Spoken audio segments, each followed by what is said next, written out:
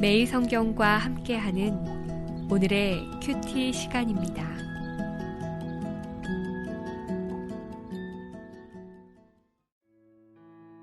10월 1일 오늘의 말씀은 출애굽기 23장 20절에서 33절입니다. 내가 사자를 내 앞서 보내어 길에서 너를 보호하여 너를 내가 예비한 곳에 이르게 하리니 너희는 삼가 그의 목소리를 청종하고 그를 노엽게 하지 말라. 그가 너희의 허물을 용서하지 아니할 것은 내 이름이 그에게 있음이니라. 내가 그의 목소리를 잘 청종하고 내 모든 말대로 행하면 내가 네 원수에게 원수가 되고 내 대적에게 대적이 될지라.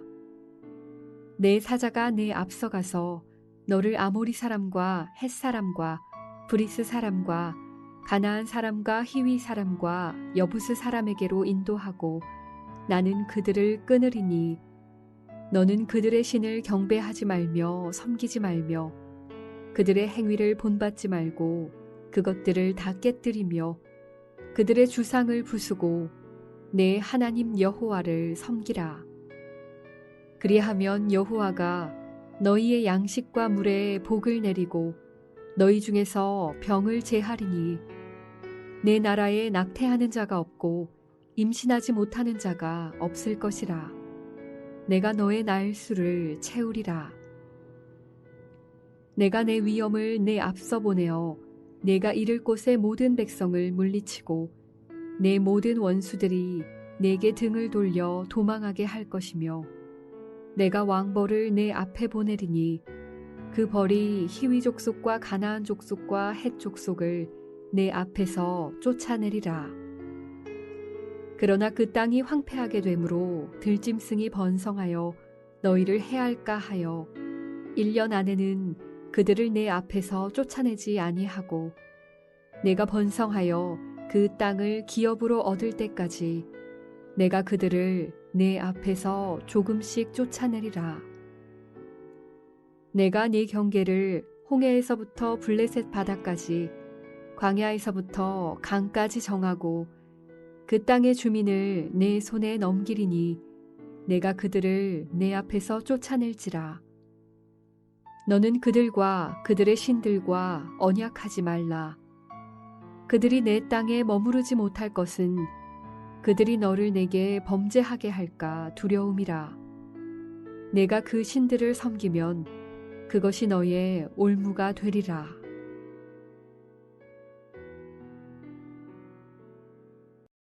출애굽기 23장 20절에서 33절 말씀을 함께 묵상하겠습니다. 하나님께서는 이스라엘 백성에게 그 땅에 거주할 때에 지켜야 할 율법을 말씀하신 후에 그 땅을 점령할 때에 함께 도우시고 인도하실 것을 약속하셨습니다. 그런 관점에서 오늘 본문을 볼 수 있고요. 두 부분으로 나눌 수 있겠습니다. 20에서 26절은 주의 사자를 보내심으로 도우실 것들을 약속하며 27절에서 33절은 왕벌을 보내심으로 도우실 것들을 확증합니다. 먼저 20에서 26절은 주의 사자를 보내시고 그 사자로 인하여 인도하시겠다고 하는 부분입니다. 하나님은 사자를 앞서 보내신다고 하지요. 이 사자는 구약 성경에 241번이나 기록되어 있듯이 매우 다양한 역할을 하는 존재로 소개됩니다. 하나님의 명령을 직접 행하는 신적 존재일 수도 있고 인간 예언자일 수도 있습니다. 또한 하나님과 동등한 인격을 가진 존재일 수도 있습니다. 하지만 일반적으로 하나님의 신적 대리자의 역할이라고 보는 것이 좋겠습니다. 하나님께서는 이스라엘 백성이 가나안 땅에 들어갈 때 이 사자를 보내셔서 백성들을 돕고 인도하시겠다고 합니다. 그러니 이스라엘 백성의 할 일은 이 사자의 말을 듣고 청종하는 것입니다. 하지만 그 사자의 인도를 거부하고 그 말을 듣지 아니하면 그 사자가 이스라엘 백성을 용서하지 않을 것입니다. 왜냐하면 22절에 하나님의 이름이 그 사자에게 있기 때문입니다. 그 이름을 가지고 있다는 것은 그 이름을 가진 권위와 능력과 위엄이 위임되었다는 말이죠. 과거에 암행어사 출두요 하면 탐관오리와 백성들이 모두 암행어사 앞에 엎드렸지요. 그 이유는 암행어사의 마패에 왕의 이름이 있기 때문입니다.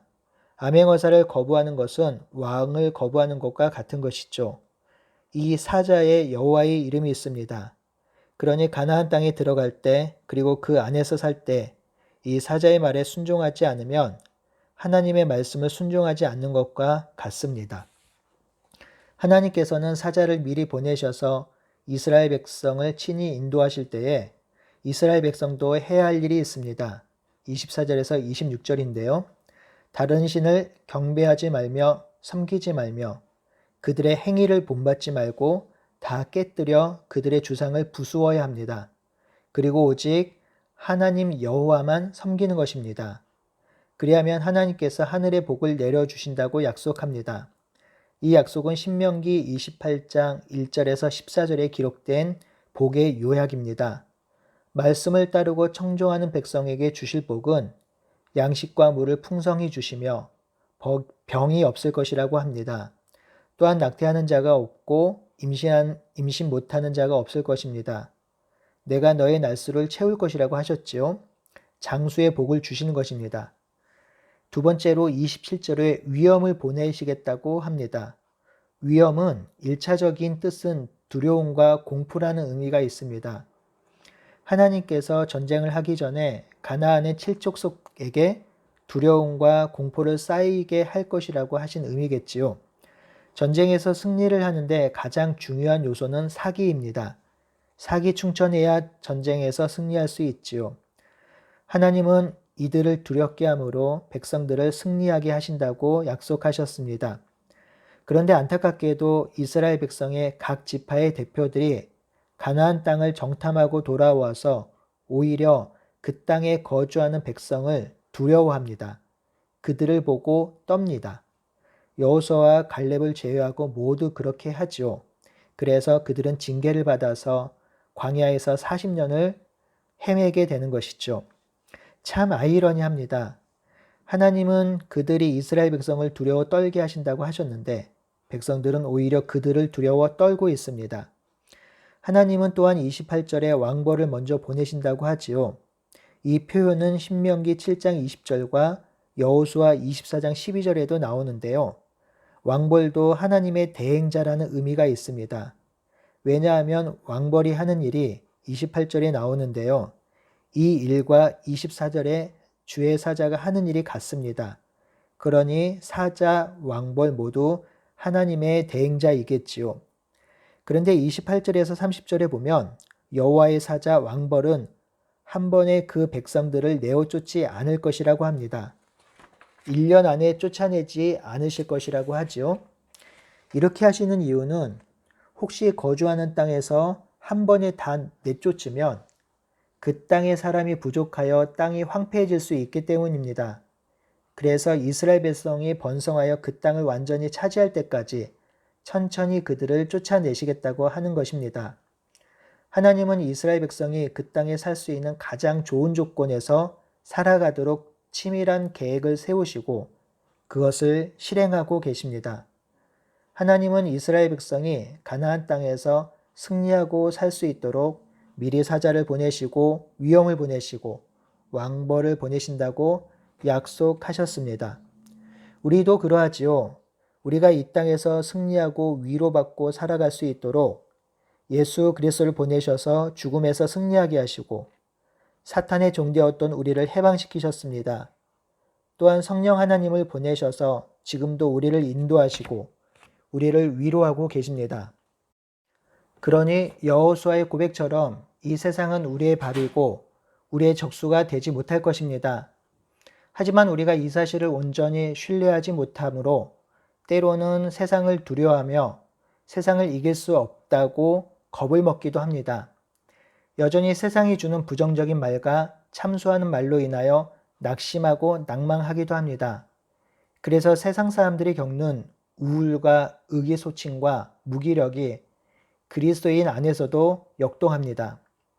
이 우울과 의기소침, 무기력을 극복할 수 있는 그리고 승리할 수 있는 여러 가지 방법이 있겠지만 가장 중요하고도 확실한 방법은 하나님을 깊이 신뢰하는 가운데 하나님과 동행하는 것이며 하나님의 말씀을 진실로 믿는 것입니다.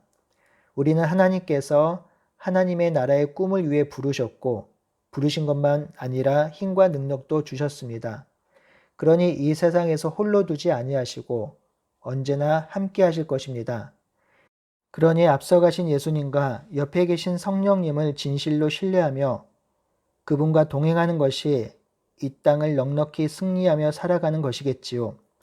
오늘도 이 묵상을 마치시고 예수님과 성령님을 깊이 묵상하며 그분이 주시는 위로와 평화를 누리는 한 날이 되기를 소원합니다. 31절에서 33절은 하나님께서 한 번 더 강력한 명령과 당부를 하십니다. 먼저 31절에 이스라엘이 정복하게 될 땅의 경계를 말합니다. 홍해에서 블레셋 바다까지 그리고 광야에서 유프라데스 강까지입니다. 여기서 블레셋 바다는 지중해를 말하는 것입니다. 이 말씀은 실련 놀라운 말씀입니다. 거의 파격적인 말씀이지요. 이들은 지금 시내산에 머무르고 있습니다. 이전에는 애굽의 종으로 살았습니다. 전쟁을 해본 적도 없고 어떤 무기를 가지고 있지도 않습니다. 세상적으로 보면 오합지졸에 가깝습니다. 이런 백성들이 무슨 힘이 있어서 무슨 무기가 있어서 그렇게 넓은 땅을 차지할 수 있나요? 바로 하나님께서 사신을 보내고 위엄을 보내시고 왕벌을 보내셔서 그리하신다고 하시는 것입니다. 하나님이 하실 일은 하나님께서 하신다고 하는 것이죠. 그래서 땅을 차지하게 하신다고 하셨습니다. 그러니 이 백성은 그 하나님의 약속을 붙들고 순종하면 됩니다. 그 구체적인 순종이 32절에서 33절에 기록되어 있습니다. 가나안 땅에 거류하는 사람들과 그들이 섬기는 신들과 언약하지 말아야 합니다. 여기서 이스라엘 백성의 정체성이 선명하게 드러났죠. 그들은 그곳에서 거룩한 백성으로 이방인과 다른 삶을 사는 것입니다. 죄를 멀리하고 하나님의 성품을 닮아 사는 것입니다. 우리가 이 땅을 살 때에도 비슷한 문제가 우리의 발목을 잡습니다. 그럴 때마다 우리가 기억하고 상기해야 할 것은 우리의 정체성입니다. 하나님이 우리를 왜 부르셨고 우리를 통해 무엇 하기를 원하시는지 날마다 기억하는 것입니다. 그런 우리들에게 성령을 보내시고 날마다 함께 하신다고 약속하셨습니다. 그러니 분주하고 바쁜 일상에서도 이 하나님의 약속을 붙들고 주의 말씀에 청종하며 살아가는 우리 모두가 되시기를 간절히 바라고 소원합니다. 아멘.